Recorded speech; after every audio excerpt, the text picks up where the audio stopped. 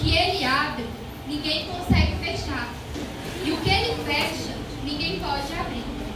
Conheça as tuas obras. Eis que tenho colocado diante de ti a porta aberta que ninguém consegue fechar. Tens pouca força, mas obedeceste à minha palavra e não negaste meu nome. Farei os da sinagoga de Satanás, aos que se dizem judeus e não são, mas mentem. Sim, farei que venham adorar prostrado aos pés e saibam que eu te amo. Porque deste atenção à minha exortação, quando a suportar o sofrimento com paciência, eu, igualmente, te livrarei da hora da tribulação que virá sobre o mundo todo, para pôr à prova os que habitam sobre a terra. Eis que venho sem demora. Conserve o que tens, para que ninguém tome a tua coroa. Farei do vencedor uma coluna no templo do meu Deus, de onde jamais sairá. Escreverei nele o nome do meu Deus e o nome da cidade do meu Deus, a nova Jerusalém que desce do céu da parte do meu Deus. Igualmente escreverei nela o meu novo nome. Aquele que tem ouvidos, compreenda o que o Espírito revela à igreja. Amém. Assim. Glória a Deus. Glória a Deus, aleluia.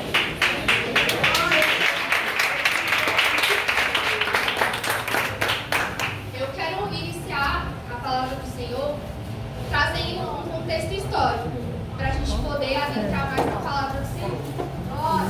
Aqui a gente vê as 7 cartas às igrejas. E onde estavam localizadas essas igrejas? Elas estavam localizadas na Ásia Menor. Hoje em dia é onde tem a Turquia e só restam ruínas. E por que o Senhor mandou essas 7 cartas às igrejas? Para a gente poder entender, a gente tem que entender que no mundo antigo tinha uma perseguição contra a igreja do Senhor. E essa perseguição vinha do Império Romano. Eles não aceitavam a mensagem de Cristo. Eles eram politeístas, ou seja, eles acreditavam muito em deuses. E então João, que era apóstolo e discípulo de Cristo, ele pregou dizendo que não deveria se adorar o imperador romano. O imperador romano naquela época era Domiciano. E ele não aceitou aquela mensagem, pois era uma legislação e ele era um dos imperadores mais violentos que tinha na terra. Então ele mandou exilar João. E ele ficou exilado ali na ilha de Patmos. E foi ali que Deus deu grandes revelações para ele através do Apocalipse. E ali Deus revelou coisas grandiosas, como o último julgamento do Senhor, que está por vir, como a segunda vinda do Senhor, que está por vir, e os fins dos tempos, que já temos visto muitos sinais. Aleluia! E ali a gente viu Deus entregando grandes revelações para João. E uma das revelações foi as 7 igrejas, que eu vou estar lendo o nome para os irmãos nessa noite. 2 delas teve elogios, que foi a Esmirna e a Filadélfia, do qual a gente está focando mais hoje a Filadélfia. Para 4 delas houve elogios e críticas, que foi Éfeso, Pérgamo, Tiatira e Sardes. E uma coisa que me chama a atenção desde já é porque a gente vê que nessas 4 igrejas houve críticas e elogios, mas o objetivo é único, que é a salvação. E hoje, nessa noite, talvez Deus possa elogiar, Deus pode vir a criticar a sua igreja, mas em tudo é por amor e por salvação. E uma igreja só teve críticas, que foi a igreja de Laodiceia. E aí, a gente vê que as 7 igrejas, elas existiram, estavam lá na Ásia Menor, e as cartas foram direcionadas aos líderes das igrejas. Mas também, elas foram escritas para os nossos dias atuais. Porque o Senhor, Ele quer que a gente entenda a sua palavra. E às vezes Ele coloca de forma muito didática e ilustra coisas para que a gente venha entender. E é uma das coisas que Deus fez com as 7 cartas às igrejas. Porque elas estão divididas no que as igrejas iam passar hoje em dia. Assim como a gente estuda, estou pregando aqui para adolescentes, jovens, Pessoas que gostam de estudar, a gente estuda a história geral, a gente vê idade antiga, idade média, idade moderna, contemporânea, e essas divisões elas acontecem para que a gente possa entender de forma mais clara a história. E assim é também com o que Deus quer, que a gente tenha uma didática para poder entender. E aqui nas 7 igrejas, Ele está nos querendo passar algo. E a gente vai poder entender melhor o que o Senhor quer passar para a gente nessa noite. Aleluia, gente. E aqui eu quero começar explicando melhor sobre cada igreja. Aleluia, gente. Primeiro, Éfeso. Tem um diagnóstico para cada uma dessas igrejas. Éfeso perdeu o primeiro amor. Pérgamo perdeu a santidade. Tiatira perdeu o conhecimento. Se tornaram apóstolos. Sardes perdeu a essência e viraram cristão nominal. E o que é cristão nominal? O cristão nominal é só aquele que tem nome, possui título, mas não é. Laodiceia perdeu a identidade e Jesus estava batendo na porta querendo entrar. Glória a Deus. E quando a gente lê essas passagens, a gente vê um diagnóstico do Senhor, mas a gente também vê a solução. Outro exemplo para que a gente possa entender melhor, como eu falei, eu estou pregando para adolescente e jovem, a gente está nessa época de vestibular, de Enem, paz. Quando a gente vai fazer uma redação, uma dissertação, a gente pega, coloca a problemática e colocamos a solução. E foi assim, Deus colocou a problemática de cada uma dessas igrejas, diagnosticou, mas também deu a solução. Para a igreja de Éfeso, ela perdeu o primeiro amor. E aqui vem a solução. Lembra de onde caíste e volta e te arrepende. Será que nesta noite a gente não precisa lembrar de onde caímos? Às vezes a gente está aqui na igreja, mas só Deus sabe como que está o nosso coração. Aleluia. É o Senhor que tem o diagnóstico. Aqui a gente vê o perfeito diagnóstico do Senhor. Ele sonda a mente, Ele sonda corações. E como está o seu coração nessa noite? Como está a sua devoção nessa noite? Será que a gente vem perdendo o primeiro amor? Porque isso deve ser regado todos os dias. A gente não deve ver como algo ordinário. A gente deve ver como algo extraordinário a presença do Senhor. Por mais que você venha todos os dias na casa do Senhor, por mais que todos os dias você ore, não encare como algo comum. Não é comum. Servir a Deus é extraordinário. A gente serve a Deus que tudo pode. Como o Senhor é grande. Então, quando a gente vir na casa do Senhor, que a gente não seja telespectador, que a gente dê o nosso melhor. Tem uma passagem que eu gosto muito que diz assim: os meus ouvidos só te ouviam falar de ti, mas agora os meus olhos te veem. E será que a gente é aquele que vê Deus fazendo na vida das pessoas, acha lindo? Ou será que a gente vive experiências? E a gente pode dizer: agora os meus olhos veem o Senhor. Porque ver o Senhor é diferente. Ter a nossa experiência com o Senhor é diferente. Eu nasci num lar cristão, mas eu posso dizer que o meu encontro verdadeiro com o Senhor foi com uns 14, 15 anos. E que experiência! Ali foi meu primeiro amor. E a gente tem que sempre lembrar do nosso primeiro amor e falar: eu quero mais do que eu buscava. Eu estava refletindo esses dias, com os meus 15 anos. Era literalmente aquela música que acontecia na minha vida. Eu acordo te amando, passo o dia apaixonado e vou dormir desesperado. É isso que a gente tem que fazer. A nossa vida precisa ser totalmente voltada ao Senhor. Como foi falado nessa noite, seja indo para o trabalho, vai ouvindo um louvor. Seja lá no seu trabalho, vai meditando. A gente não precisa e não pode só buscar o Senhor vindo aos cultos. A gente tem que fazer na nossa vida uma adoração verdadeira. A gente tem que honrar o Senhor de colocarmos as plantas dos nossos pés. Porque, como foi dito aqui, existe muito cristão nominal. Não seja cristão só de nome.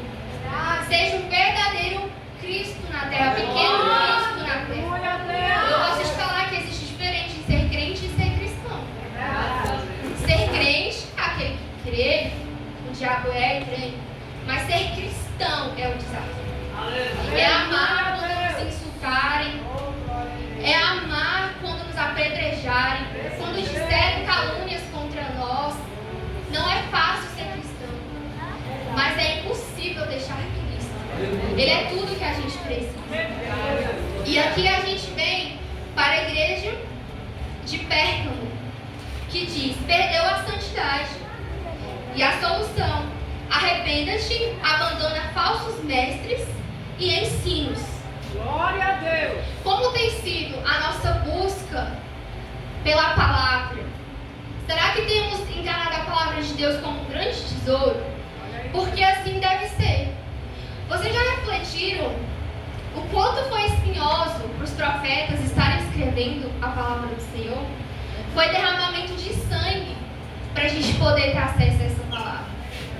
Que a gente também venha valorizar mais a palavra de Deus. Glória a Deus. Porque na palavra também fala que quem guarda é o que ama o Senhor. E como a gente vai guardar algo vazio? Não tem como. Precisa existir algo para ser guardado. Então, estude a palavra. Leia a palavra. A gente às vezes tem aquela mania de querer profecia, revelação. Só que quantos são enganados através de revelação? Nem todos que estão na casa do Senhor são realmente cristãos. Há enganação também na casa do Senhor. Ainda mais nos últimos dias. Nós precisamos estar vigilantes. Pessoas desmancham casamentos que estavam marcados por profecia e poderia ser uma bênção. Ou pessoas casam com uma pessoa que não era direcionamento de Deus, mas às vezes a pessoa na emoção te falou que era.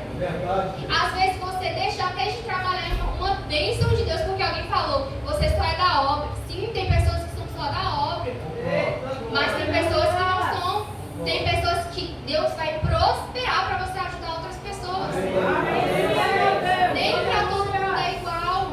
Então a gente precisa meditar na palavra de Deus. É nela que tem a maior revelação. É nela que o Senhor vai te dar direcionamento. Quando você estiver desesperado, a Bíblia está lá, a resposta está lá. Quando você estiver feliz, a resposta está lá. Quando você estiver angustiado, a resposta está lá. A resposta está lá. E sabe o que tem na palavra, irmãos? Na palavra é cheia de princípios. E qual é o significado de princípio? É a causa de algo. É algo imutável. E a palavra de Deus, ela é imutável. Pode passar céus, pode passar terra, mas a palavra do Senhor não vai passar. Aleluia, Deus. E lá tem as verdades absolutas. Isso é princípio, é diferente de ideais. Princípios é algo que não tem como mudar, é verdades absolutas. E quando a gente vê que tem princípios na palavra do Senhor, a gente vê que tem junto promessas. Aleluia.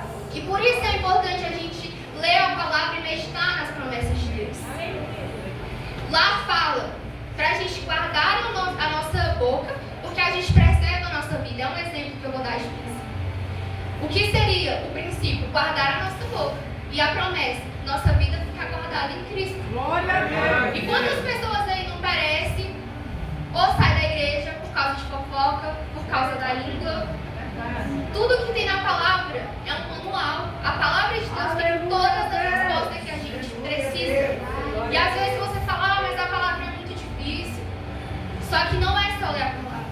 É orar e ler a palavra.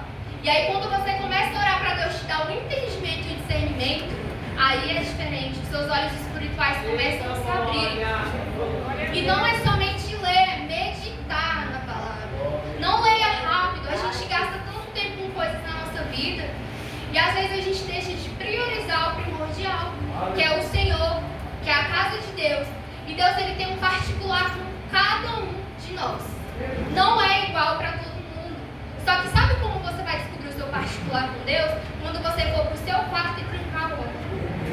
É no quarto que Deus vai te dar revelação. Estar aqui é uma extensão do nosso quarto. É uma extensão do nosso secreto. E quando a gente está aqui, a gente transborda. Mas não tem como a gente transbordar aqui se a gente não construir algo no secreto. Verdade. Entenda que Deus ama o secreto, Ele ama a intimidade. Às vezes a gente vê Deus fazendo na vida do outro e pergunta, por que o Senhor não faz na minha também? Entenda, Deus não tem filhos preferidos. Ele tem filhos que o buscam mais. E existem processos na vida de cada um. Às vezes Deus não vai te dar uma bênção que você tanto almeja naquele momento porque você não está pronto. E aí vira uma maldição se você não estiver pronto. E sabe como você vai ficar pronto para essa bênção? Vivendo o processo e vivendo se aperfeiçoando em Cristo. E você vai viver se aperfeiçoando em Cristo, o buscando em espírito e em verdade. Tem uma frase da Thaís Portela que ela diz mais ou menos assim: que os milagres que a gente deixa de viver é as orações que a gente deixa de fazer. O Senhor, Ele sabe o que a gente precisa, mas Ele quer que a gente fale. A gente precisa desabafar com o Senhor. A gente precisa entregar as nossas causas. A oração é poderosa. A gente já viu Deus fazer coisas extraordinárias na palavra de Deus. A gente vê Deus fazendo coisas extraordinárias através da oração. É forte demais, irmão. É como eu falo, não é ordinário, é extraordinário. A gente não pode se acostumar. A gente pode louvar, nem que fosse todos os dias, todos os hinos, ler toda a palavra, mas sempre vai ser extraordinário. E sempre Deus vai falar de uma forma diferente. A palavra de Deus, como eu falei, foi derramamento de sangue. E eu vou ler para os irmãos algumas das pessoas, como elas morreram na Bíblia. Tiago foi decapitado. Tomé, ele foi flechado. André e Pedro foram crucificados. Bartolomeu, esfolado vivo. Paulo, decapitado. Para vocês verem, irmão, será que a gente aguentaria o que eles aguentaram? Outra coisa, irmãos, sabe como que as pessoas buscavam no mundo antigo, na igreja, na época que teve as cartas para as igrejas? O Império Romano, como eu havia falado, ele tinha dominado. Existiam muitas pessoas politeístas que adoravam outros deuses. Eles eram perseguidos. Então as igrejas não é como as igrejas atuais. As igrejas atuais, onde há um templo, foram construídas a partir do século IV. Naquela época, a igreja, as pessoas se reuniam, era isso a igreja. Elas se reuniam ali, elas se reuniam em cavernas, elas se reuniam em locais escuros, porque elas poderiam ser até martirizadas. E a gente deixa de buscar por tão pouco, a gente deixa de ir na igreja por tão pouco. A gente tem o privilégio de estar aqui, a gente tem o privilégio de poder ler a palavra que em muitos lugares é proibido. E como a gente tem feito diante disso? As portas estão abertas e às vezes a gente deixa de ir porque está cansado, porque prioridade, irmãos, o nome já diz, é prioridade. Se você está falando, eu tenho muita coisa para fazer, tudo bem, você tem muita coisa para fazer, mas a sua prioridade ainda é o Senhor. Então, não deixe de vir porque está cansado, porque brigou com alguém. Às vezes a gente deixa de vir por motivos muito banais. E Deus está aqui de braços abertos. A gente alcançou a graça. Merecíamos ser condenados. Somos caídos, porque Adão e Eva pecou. E a gente é tendencioso ao pecado. Todos nós estamos tendenciosos ao pecado, por causa da queda de Adão e Eva. Mas é como eu gosto de falar, uma analogia que eu acho perfeita, que é a briga de dois leões entre carne e espírito. São dois leões que representam carne e espírito. O que você alimenta mais ganha. Não adianta. Não adianta querer vir só no culto de domingo e achar que o seu espiritual vai estar lá em cima. Porque há uma predominância. Ou vai predominar o teu espírito, ou vai predominar a sua carne. A gente precisa ter essa busca. A gente precisa entender a importância, como eu falei, do nosso secreto e de priorizar Cristo. E Deus, Ele é fiel para aqueles que são fiel para Ele. Eu, na minha adolescência, e que a glória e a honra seja sempre do Senhor, eu quero trazer esse testemunho, porque eu vejo que é para a glória de Deus, e como eu falei, eu estou pregando para adolescente. Eu decidi que eu ia ler a Bíblia toda com meus 13 anos de idade. E eu não tive pressa, eu fui lendo. Eu confesso aos irmãos que eu reli alguns livros, eu fui com calma. Deus foi até me direcionando qual livro eu deveria ler primeiro. Irmãos, quem me conhece há mais tempo sabe. Todos os meus amigos de adolescência falavam que eu tinha uma maturidade muito diferente. Falavam que eu tinha a palavra, por mais que naquela época eu não pregava de fato, eu já estava me preparando, mas eu aconselhava os outros adolescentes, os jovens. Isso eu não atribuo para mim. Eu atribuo a palavra de Deus que me guardou. A palavra de Deus que não me deixou ir na adolescência, que é o meu pai. Foi a palavra, eu tenho certeza que foi a palavra de Deus, porque eu buscava ler todo dia. E de tanto eu ler, olha como a palavra produz na gente. De tanto eu ler, passaram até dias que eu tinha ansiedade no meu dia para chegar a hora do meu devocional. Eu ficava ansiosa, feliz para a hora do meu devocional. Isso é o que o Senhor quer. Ele quer um coração aberto, Ele quer um coração contrito. Ele não quer um coração fechado, Ele está batendo na porta. E se a gente abrir essa porta, o Senhor vai fazer tantas coisas extraordinárias. E eu terminei de ler a Bíblia toda esse ano, eu estou com 22 anos. Mas eu decidi ler a Bíblia toda. A gente precisa decidir. Às vezes você quer fazer um plano de leitura de um ano, ok. Mas tem um pouquinho mais importante a gente ler, a gente estudar, a gente meditar, porque o Senhor não quer que venhamos nos perecer. A gente está nos últimos tempos, haverão falsos profetas, haverão muitas coisas para enganar o povo e até o povo que está na igreja. Que a palavra é clara em dizer. Vai ter pessoas enganadas até dentro da própria igreja. E a palavra que ilumina, é a palavra que ilumina os nossos pés, é a palavra que ilumina nossas vidas, que nos dá direcionamento. E aqui a gente tem a terceira igreja, que é a igreja de Tiatira. A Tiatira perdeu o conhecimento, se tornaram apóstatas. Tiatira, a solução, abandona a prostituição e a falsa doutrina, e a profecia enganosa e a idolatria. E aqui eu quero tecer sobre a palavra prostituição e idolatria. A gente, muitas das vezes, pode criar ídolos nos nossos corações. E o que seriam os ídolos da nossa vida?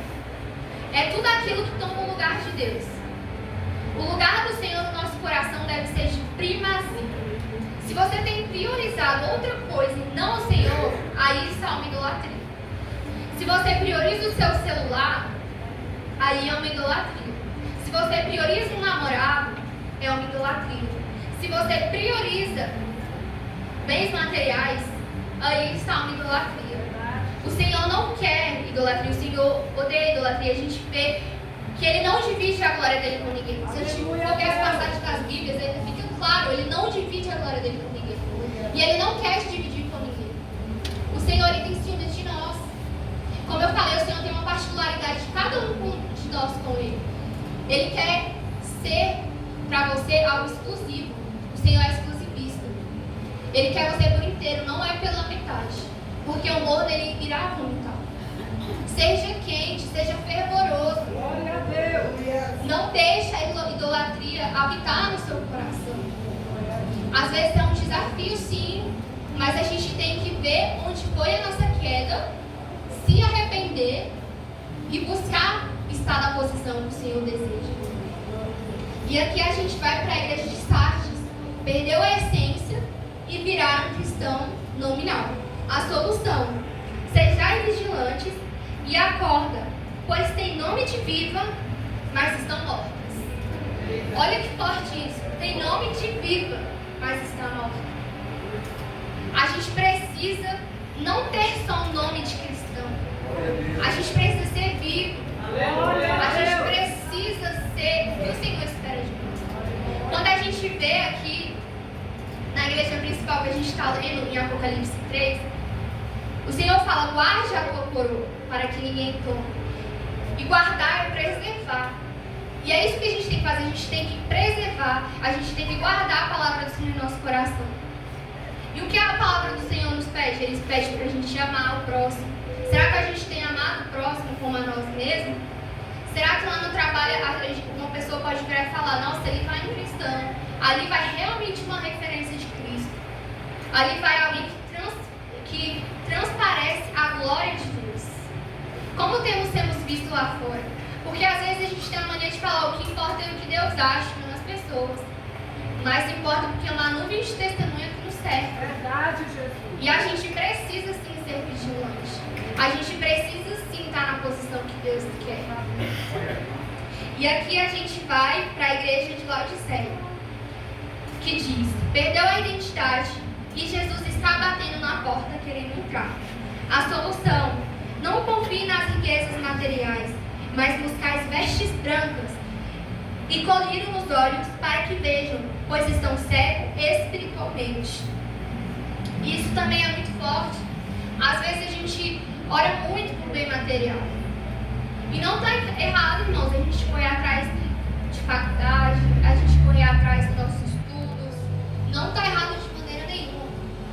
O meu versículo favorito da Bíblia é o que diz: assim fixamos os nossos olhos, não naquilo que se vê, mas naquilo que não se vê, porque o que se vê é transitório, mas o que não se vê é eterno.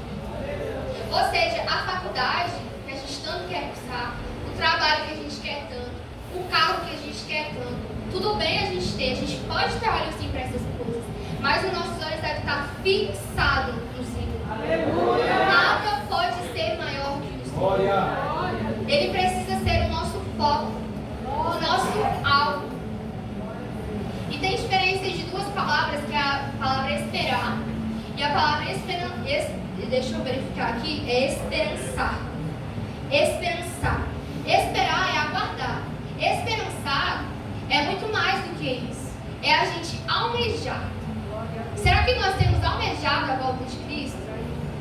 Porque não adianta só aguardarmos. Um dia o Senhor vai vir. E às vezes as pessoas até falam, está demorando demais. Mas um dia é como 1000 anos para o Senhor. E 1000 anos é como um dia. Às vezes tem gente que questiona, já me questionaram, quem criou Deus? A gente vê, Ele é eterno. Ele é o princípio, meio e fim. Como assim? Mas a gente pensa dessa forma porque a gente tem a mente muito limitada. O Senhor que criou o tempo. A gente só tem noção de tempo porque o Senhor criou o tempo. Mas um dia é como 1000 anos e 1000 anos é como um dia. O fato é que ele virá. A gente tem que agarrar no fato que ele virá, porque é uma verdade absoluta. Então a gente precisa almejar a volta de Cristo. Não somente aguardar. Fale, Senhor, acordo de manhã, Senhor, almejo pela tua volta. Se fosse hoje, Senhor, que alegria. A gente não pode perder a alegria da salvação. A alegria da salvação tem que estar fixada no nosso coração. E a gente vai para 2 igrejas, que são as igrejas elogiadas: Esmirna e Filadélfia. A coroa é símbolo de honra e conhecimento e reconhecimento. Esmirna diz assim: ser fiel até a morte e dar-te-ei a coroa da vida. Filadélfia: guarde o que tens para que ninguém tome a sua coroa. E é muito interessante porque a Esmirna fala ser fiel até a morte e dar-te-ei a coroa da vida. Aqui ela não tem a coroa ainda. Ela está falando ser fiel e dar-te-ei a coroa da vida. Já a Filadélfia: guarde o que tens para que ninguém tome a coroa. Aqui já existe a coroa. E foi falado nessa noite também, para a gente não perder a coroa. A gente tem a graça do Senhor. Como eu falei, a gente tem uma natureza caída. Mas o Senhor, Ele morreu por nós. E a gente não merecia. A gente não merecia porque éramos para ser condenados. E a graça, ela é como um presente. Mas é um presente que não é imposto. É um presente oferecido. E quem recebe da graça, meu irmão, é totalmente diferente. É um amor totalmente vindo do Senhor. É um presente vindo do Senhor. A gente não merece, mas a gente foi justificado. Hoje a gente pode ter salvação. E a gente tem salvação porque a gente era condenado, pecador, mas fomos justificados. E o que é ser justificado? É se tornar justo perante Deus. Aleluia. A gente tem a oportunidade de vivenciar essa graça. E como eu sempre falo, graça não é desculpa para poder pecar. Mas a graça, quando você é alcançado por ela, você ama tanto a Cristo que você não tem desejo de ferir o Espírito Santo. Eu falo para o Senhor: Senhor, eu quero demonstrar o meu amor para o Senhor através das minhas atitudes. É diferente a gente estar só vindo na igreja e a gente estar aos pés do altar. O altar, ele foi feito para adoração, para adorar a Cristo. E o Senhor fala para adorarmos em espírito e em verdade. E a gente precisa adorar tanto de palavra, quanto nas nossas vestes, quanto nas nossas falas. É assim que a gente vai demonstrar o nosso amor por Cristo. É importante falar sim, é igual a gente estava louvando, é importante falar para o Senhor. Eu digo muito, eu amo falar para o Senhor o quanto eu amo, quanto Ele é majestoso, é importante, sim, mas a gente não pode ficar só nas palavras.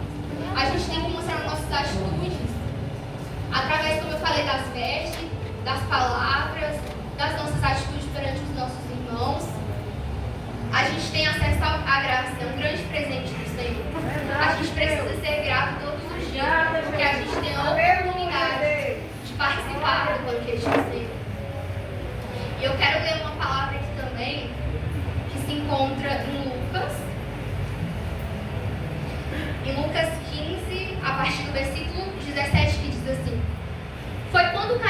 si, falou consigo mesmo: quantos empregados de meu pai têm comida com fartura, e eu aqui morrendo de fome? Levantar-me-ei, tomarei o caminho de volta para meu pai, e ao chegar lhe confessarei: Pai, pequei contra o céu e contra ti.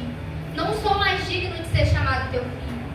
Trata-me como um dos teus trabalhadores. E logo em seguida levantou-se e saiu na direção do pai.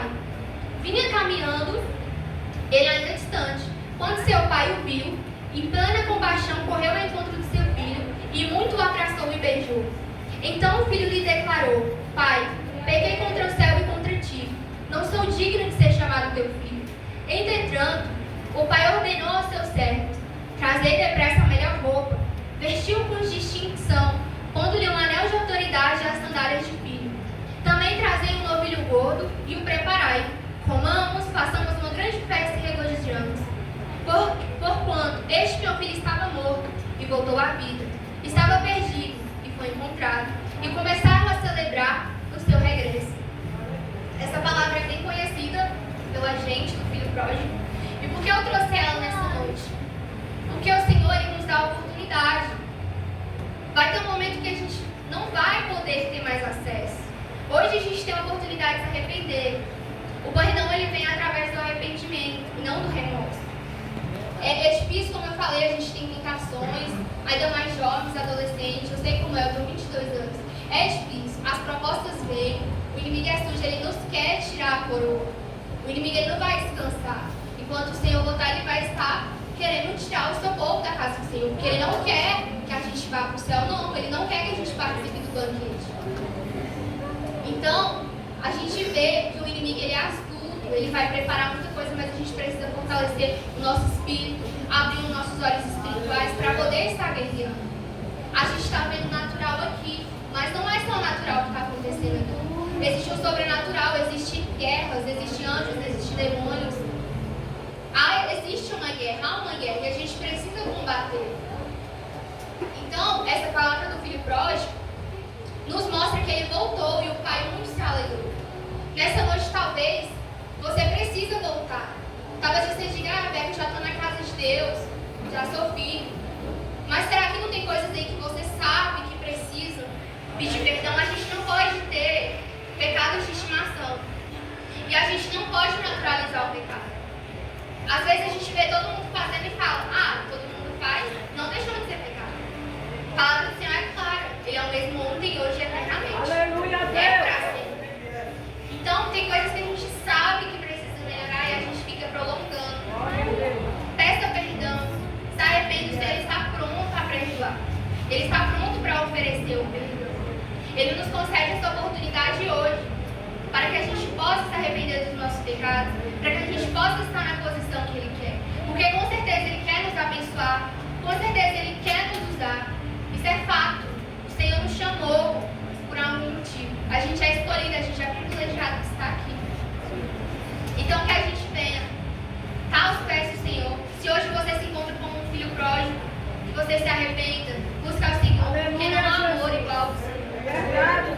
E essa palavra também é para mim. O Senhor antes corta na gente para cortar nos irmãos, né? E o Senhor também falou comigo. Então que possamos, irmãos, a cada dia, estar buscando esse Deus extraordinário. Não há amor melhor. No mundo só há empolgação. No mundo há só coisas passageiras. Ali você está feliz, uma felicidade, entre aspas, mas depois o resto é um vazio. Eu já ouvi de tantas pessoas do mundo que me falaram: Rebeca, eu ia para a festa. No final, quando eu ia para casa, eu só sentia vazio. Eu não me sentia completa. A gente aqui se alegra, a gente comemora. Como a irmã falou nessa noite, no mundo, às vezes fica até tarde, porque na casa do Senhor não. E aqui a gente se alegra e a gente vai para casa e a gente vai cheio. É uma presença que não vai embora. Se a gente não permite, não vai embora. É uma presença de verdadeira alegria. Agora no mundo não. No mundo há uma empolgação quando está ali com os amigos, mas depois quando vai para casa só resta vazio. E há um vazio no nosso coração que somente o Senhor pode preencher. A gente pode rodar o mundo inteiro. Não haverá presença como a do Senhor. Não há outro que preenche os nossos corações, senão o Senhor. E eu queria deixar essa palavra com os meus amados irmãos, porque o Senhor virá e Ele buscará uma noiva lavada e remida pelo Senhor.